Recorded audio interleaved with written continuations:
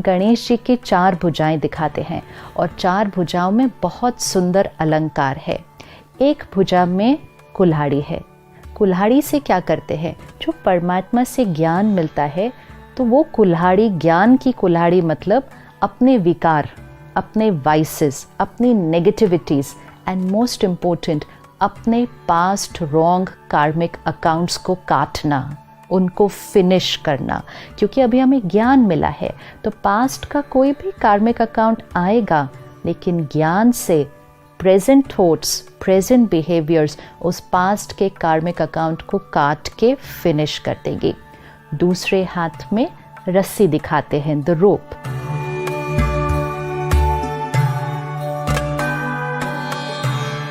ज्ञान यूज किया, मेडिटेशन किया, लेकिन धारणा तब होगी जब जीवन में डिसिप्लिन होगा।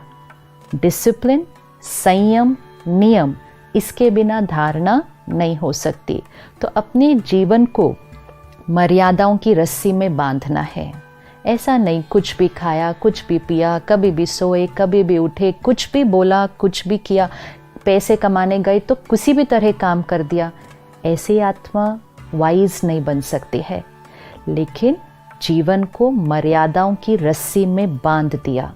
सही सोच, सही बोल, सही कर्म, सही खान पान, सही धन कमाने का तरीका, ये मर्यादाओं को रस्सी से बांध लो।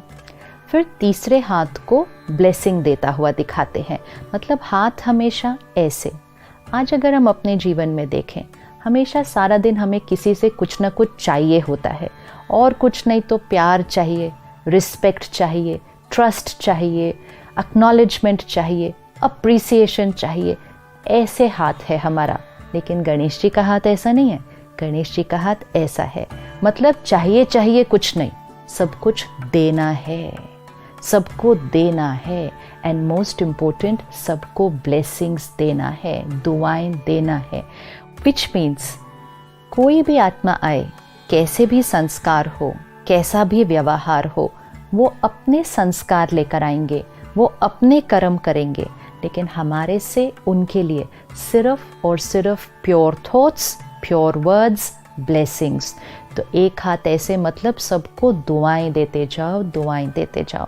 फिर चौथे हाथ में मोदक है, और वो मोदक हाथ में होता है।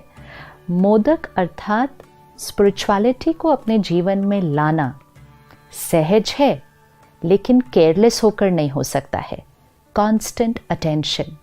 मोदक बनाने में बहुत मेहनत लगती है, तो इट सिग्निफाइज कि स्पिरिचुअलिटी को पूरी तरह से अपने जीवन में ले आने में अटेंशन, कांस्टेंट अटेंशन, उतनी मेहनत करनी है। लेकिन एक बार वो मेहनत कर ली तो मोदक मीठा बहुत होता है, विच मीन्स मेहनत का फल बहुत मीठा होता है। लेकिन जब इतना सब कुछ अपने अंदर धारण कर लिया, तो फिर महिमा भी मिलेगी, सफलता भी मिलेगी। बहुत लोग आपको अच्छा अच्छा अच्छा अच्छा भी बहुत कहेंगे।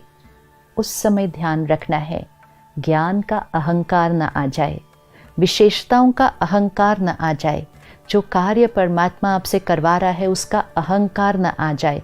तो मोदक बन तो जाता है, मीठा भी बहुत है, लेकिन गणेश जी उसको खाते नहीं हैं, हाथ में रखते हैं, विच मीन्स सफलता मिलेगी। महिमा को स्वीकार नहीं करना है, उसको सिर्फ हाथ में ही रखना है। तो किसी भी मूर्ति में गणेश जी को मोदक खाते हुए नहीं दिखाते हैं, सिर्फ संभाल कर पकड़े हुए दिखाते हैं। This is a reminder कि the more we are on a journey of self-transformation, people will have lot of nice things to say about us, but take care. अहंकार नहीं, सब अहंकार से सबसे बड़ा अहंकार होता है ज्ञान का अहंकार। एंड वो एक ऐसा अहंकार होता है, इतना सूक्ष्म होता है कि पता भी नहीं चलता कि ये अहंकार है। तो मोदक को हमेशा पकड़ के रखना है।